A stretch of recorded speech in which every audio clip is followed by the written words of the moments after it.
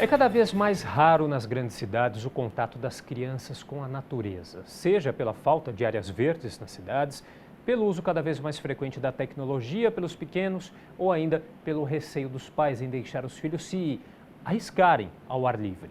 A Sociedade Brasileira de Pediatria lançou um manual sobre os benefícios da natureza no desenvolvimento de crianças e adolescentes. E para entender um pouco mais sobre esse assunto, eu recebo hoje o Dr. Ricardo Gelman, que é membro da Sociedade Brasileira de Pediatria e um dos autores desse documento. O Dr. Ricardo também é coordenador da Unidade de Pediatria Integrativa da USP. Tudo bem, doutor? Obrigado pela presença. Obrigado, Felipe. É um prazer estar aqui. Vamos lá. Por que é tão importante, então, esse contato de crianças e adolescentes com a natureza, seja parques, praia, campo, enfim? Então, recentemente foi descrito internacionalmente o conceito de déficit da natureza, como uma síndrome do estilo de vida infantil, dentro desse momento de urbanização, em que a gente encontra, ao mesmo tempo, uma intoxicação digital.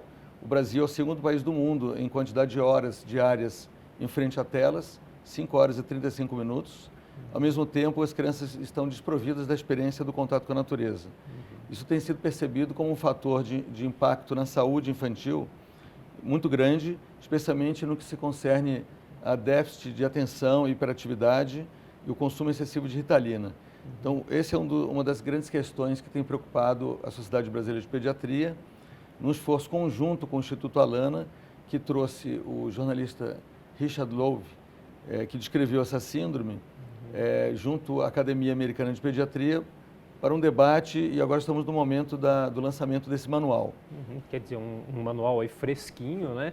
E é direcionado não só para os pediatras, enfim, mas o público leigo, os pais também terão acesso a esse material. Sim, na verdade existem 3 populações-alvo para esse manual.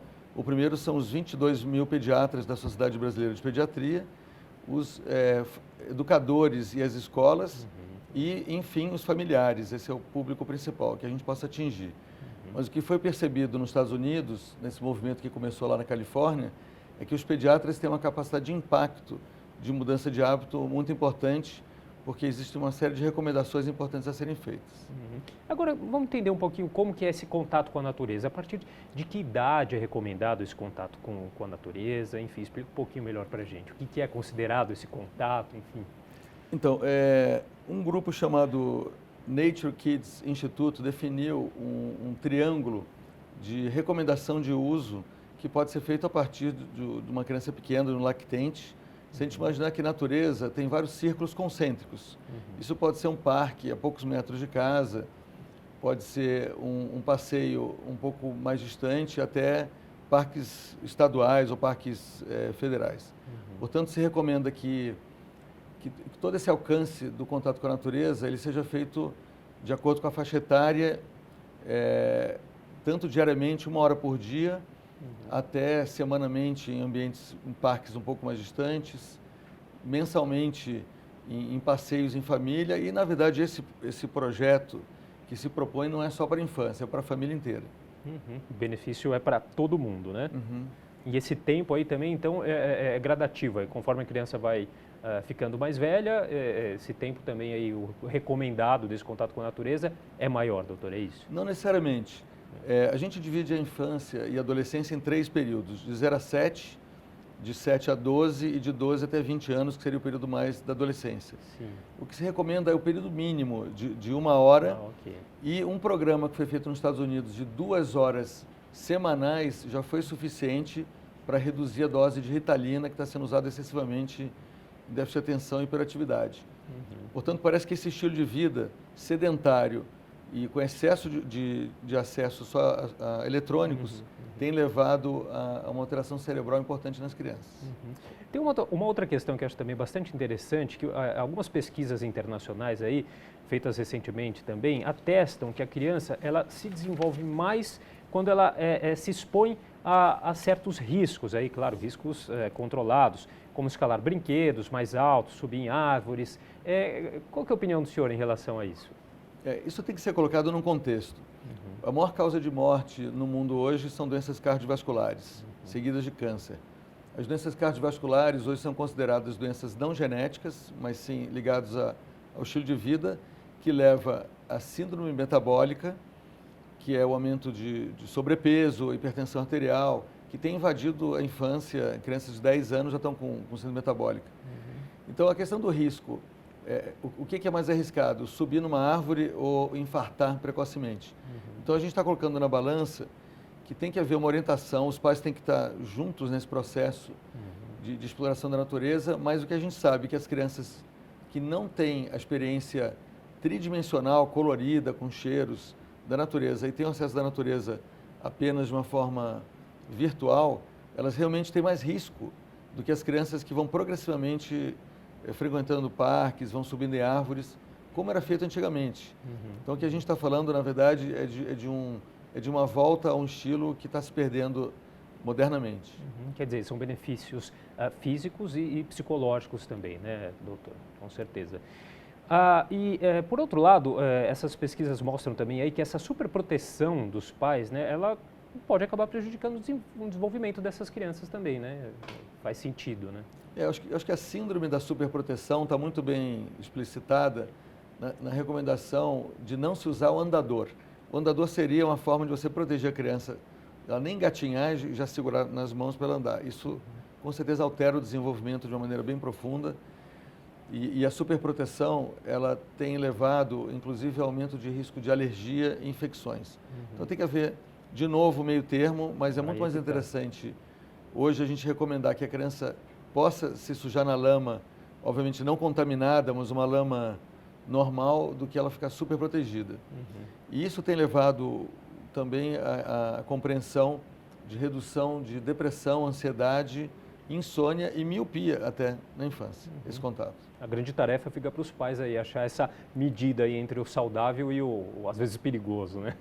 Exatamente. Os pais precisam de ter a experiência. Se eles não tiveram experiência com a natureza, eles vão ter muito medo. Então, tudo começa com os pais. Então, recomendação para as famílias, acampamento na natureza. E a gente está chegando aí na época mais fria do ano, no inverno, né, doutor? As pessoas ficam mais recolhidas, óbvio. Dá para manter esse contato com a natureza mesmo nessa época, nessa estação do ano? O frio não é considerado tanto um fator de risco. O fator de risco maior é a variação de temperatura. Senão, nos países frios, você teria mais infecção, não é verdade? Então, o que tem que haver são roupas adequadas, tanto para o calor como o boné. Agora, para o frio, a gente precisa realmente agasalhar, pensar em 2 camadas de roupa, as meias e sem medo ir para a natureza com capa de chuva. E vamos lá. Eu queria falar um pouquinho também, o senhor fez um estudo, né, com crianças hospitalizadas, né, e percebeu que as que tinham aí contato visual com a natureza passaram menos tempo internadas? Na nossa unidade de pediatria integrativa, na USP, estamos falando de uma experiência do Hospital de Câncer Infantil, Itaci, em que a doutora Juliana Gatti acabou de defender o mestrado dela, implementando uma terapia baseada na natureza, chamada terapia de apreciação da natureza, que foi a intervenção de mudanças de ponto de vista das crianças com relação a árvores e levando até para a UTI processos sonoros e visuais que remetam à natureza, tudo isso baseado numa experiência de Londres, em que indivíduos internados, olhando para paredes brancas, comparado com que os que tinham acesso à natureza visualmente, os que tinham acesso à natureza ficavam menos dias internados, levando uma economia grande para o hospital. Então, essa terapia é uma terapia, vamos dizer assim, uma inovação que está sendo introduzida na nossa unidade e que tende a expandir para todo o Instituto da Criança, com esse lindo trabalho de correlação da natureza, e lembrando que a criança hospitalizada perde a relação com o sol, com o dia e com a noite.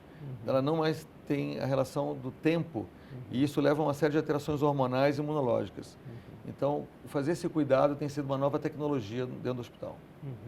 Se a gente pudesse ressaltar aí as recomendações desse manual, o que o senhor destacaria para a gente, doutor, antes de a gente encerrar?